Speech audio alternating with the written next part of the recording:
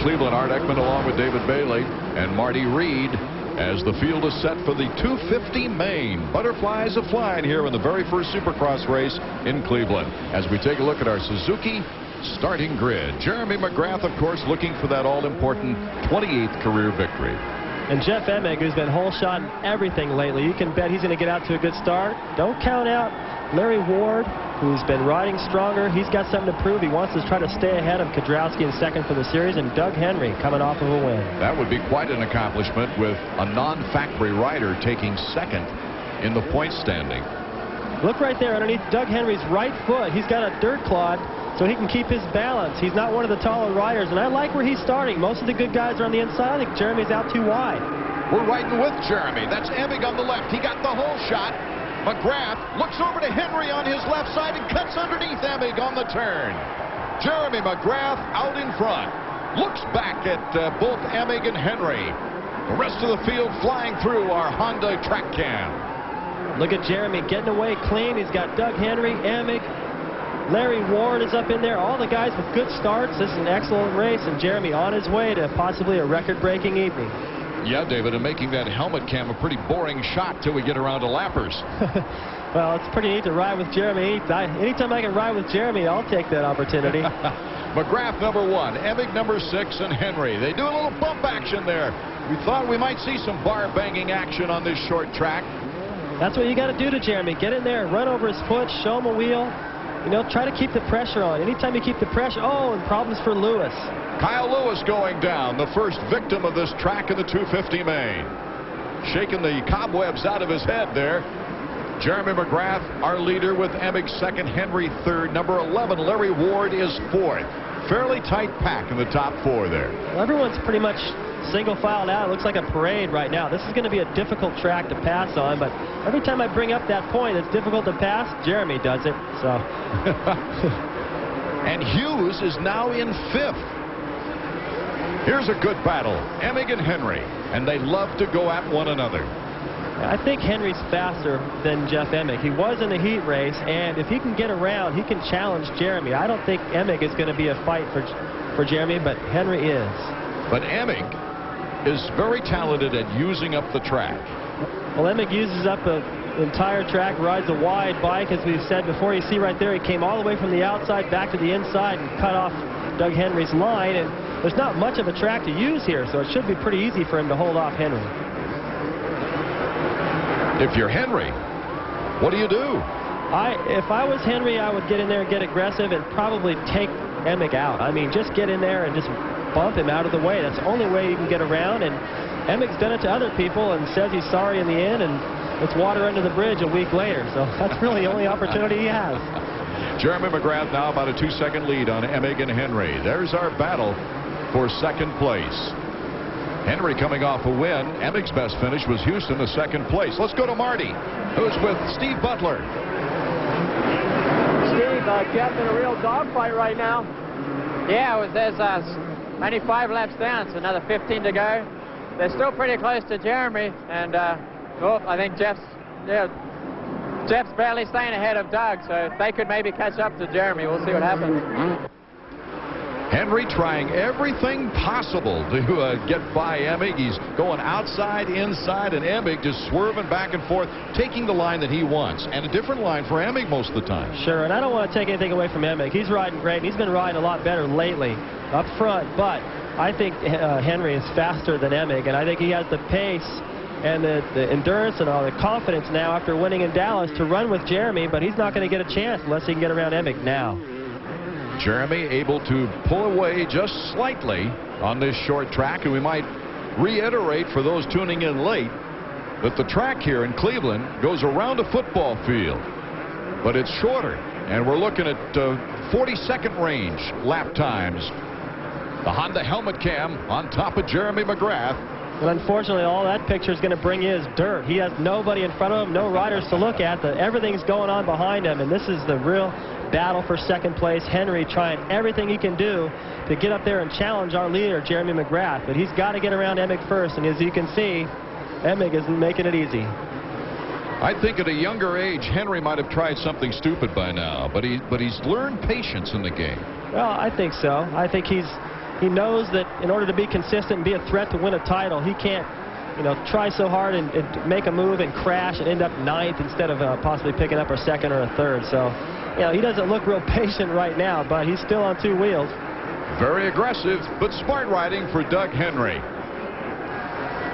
They're in the battle for 2nd place as we take a look at the Suzuki Field Summary. McGrath out in front. Kudrowski. Art Ekman, David Bailey, and Marty Reed from Cleveland with Supercross action. Round number 13. Jeremy McGrath is out in front. This is the battle for 2nd place. Jeff Emig, number 6. Doug Henry, number 4. Henry has been hounding Emig. Emig using the track well. So far has been able to fend him off. But look out. Here comes Henry on the inside. Henry into 2nd place. Emig, though, is not giving up. He's coming right back. And look at Emig, completely overjumps that jump just to take Henry almost off the track. And that's what it takes on a track like this. You've got to get aggressive, even border on a little bit of dirty riding in order to hold your position. Emig does it nice. Emig putting the squeeze on Henry there. And oh, Henry makes a little mistake. Goes up on the berm. Dowd went down. Hughes moves in front of him. We've got a battle in the back of the pack now. So now the one spot where Henry was strong and could get around Emig, as we're going to take another look at the replay, right through there, he set himself up out of the other corner. He came out and positioned himself on the inside and just jumped in front of him. But the aggressive move by Emig right there, almost losing the front wheel and going down, but it paid off. And watch McGrath right here. He wheelies over those ruts, keeping that bike flat through those whoops.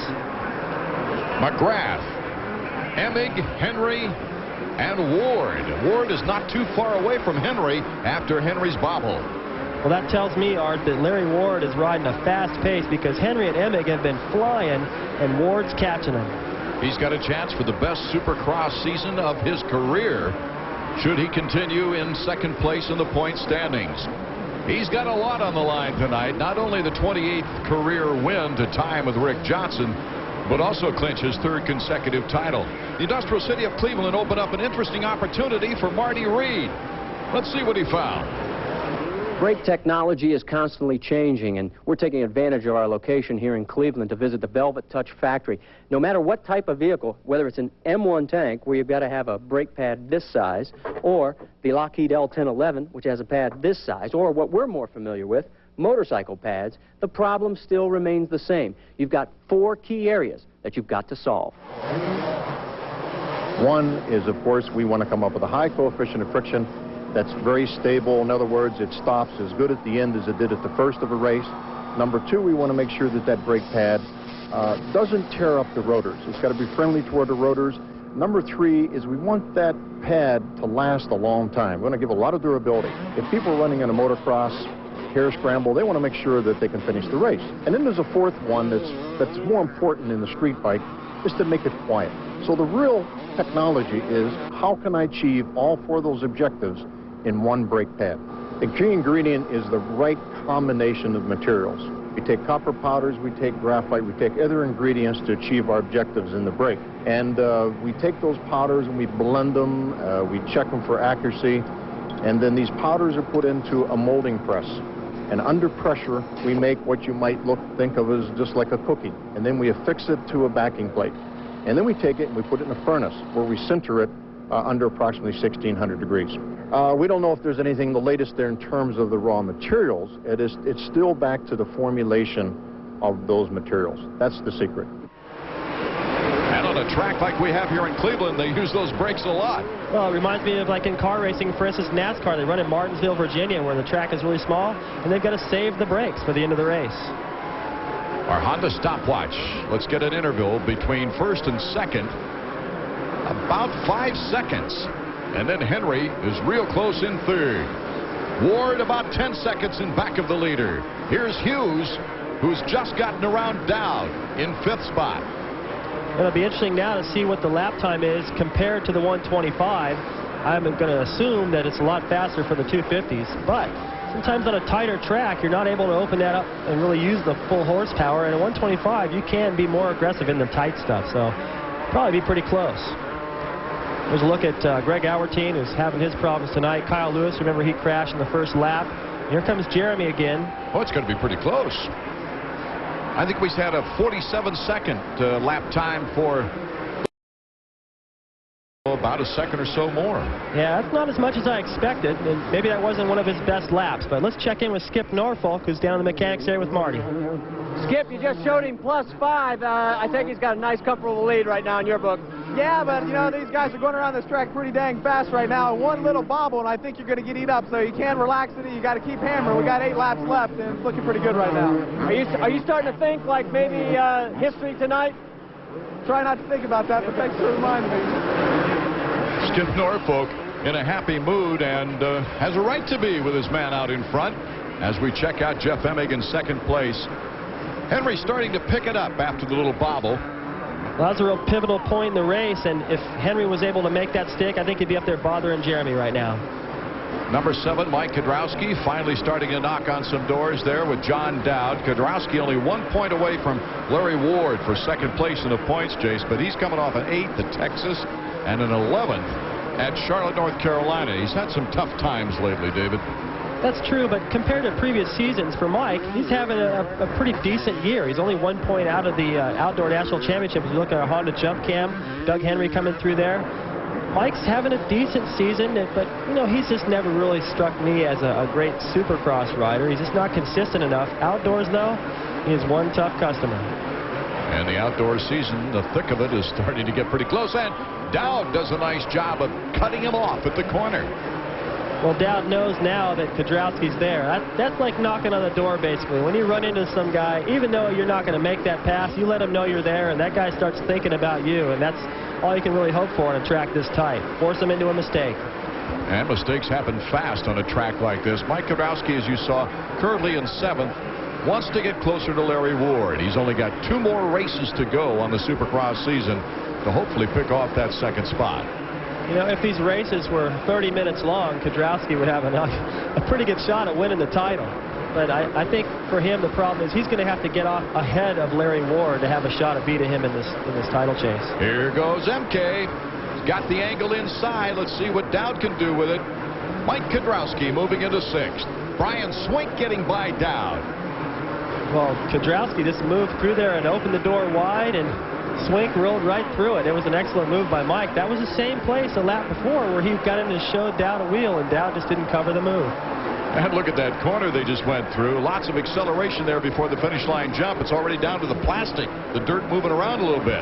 And they usually put the plastic down before they put the dirt down in an effort to save the grass in the football field. But these riders are, some places the dirt's just not thick enough, and they dig right through it. Jeff Emig, second place in back of McGrath. Live action from the 250 main in Cleveland, Ohio, and Jeff Emig gets the yellow flag. You see, Michael Craig is down. Looks like he might be hurt seriously, maybe. He's not moving. The yellow flags are waving. Jeremy McGrath coming through the little jump section there. Jeff Emig has picked up some space on him. Henry's in 3rd. Well, possibly when Jeremy came around there, saw the flags, he didn't do that triple, and you saw Emig came through there, actually doubled it. And whatever the case, Emig has closed the gap on our leader. So we've got a close race on our hands, and still yellow flags in that portion of the course. The paramedics have surrounded Michael Craig. They're not moving him off the track, David. Well, he could be unconscious right there, or, you know, when somebody lays that still, you can see Jeremy just passed him. When someone lays that still on the racetrack, you know, it's a pretty smart move not to move them, and you could probably do more damage. So they're doing the right thing there, but what's happening is it's right at the landing of the triple jump. So as these leaders come by, you know, if Jeremy doesn't jump the triple and Emig does, he's going to gain valuable time, and it's just a situation where they're trying to be safe and not impede the, you see all these guys work, they're in the track, and as the riders come by, they're in danger. So it's a really difficult situation for them and for the riders. And the problem being for the officials now is the Red Cross flag is showing out there. They had instructions before the race. You see that flag, you do not double, you do not triple, you single every jump. And yet Jeremy McGrath and Emig are both jumping the double. Well, you know what, Art? The double jump in a defense for the riders really is way before they get to where Craig is laying on the track. As they do that double, they still have to roll over another jump, and they're staying all the way against the outside edge of the racetrack, and they're really not in the way. If they were to triple that, that would be scary. Larry Ward in 4th position, behind number 4, Doug Henry. Doug Henry appears to have slipped off the pace, and he wasn't that far behind Emig. Now maybe he's going a little slower through that area where all the action has taken place and has lost some time. And either way, it's unfortunate for Mike Craig, and I just hope that he's not hurt too bad. Jeremy McGrath coming through the yellow flag area once again. He's led the entire race. Emig got the whole shot. Jeremy McGrath cut underneath him in the first turn and has been out in front ever since. Emig, though, is going to make a race of it here at the end. Yeah, you can bet that Jeremy knows he can feel Jeff Emig. Look how close Emig has gotten. And I don't know if it's as a result of Craig going down and causing some chaos over near that triple, but as the final lap, Emig is within striking distance. We've got a race on our hands, finally, from Cleveland here in the 250s. Jeremy McGrath with number 6, Jeff Emig, starting to breathe down his tailpipe. Jeremy stepping it up as best he can as we take a look from his helmet cam. That's a lapped rider in front of Jeremy. It looks like Jeff DeMint on the KTM. You see Jeremy chooses a different line in case he was to make a mistake. He'd have someplace to go. And DeMint moves to the outside. Frees up. What happens a lot of times is the leader will catch up to the lapped riders and doesn't realize that it's a leader. So he'll mess him up. And by the time he moves over, then he moves over for Emig. And it makes things really tough for the leader. Pretty much in the can right now, as they say in the movies. Jeremy McGrath has tied Rick Johnson's all-time career victory mark of 28 with Jeff Emig placing second. This is Jeremy McGrath's evening, however. He not only wins the race, he wins his 3rd consecutive Supercross title, nailing it down with 2 races left to go. He's also, of course, tied Rick Johnson's career mark of 28 wins. It also opens the door for him to approach one of his own records of 10 victories in a season. 2 races to go. He could beat that.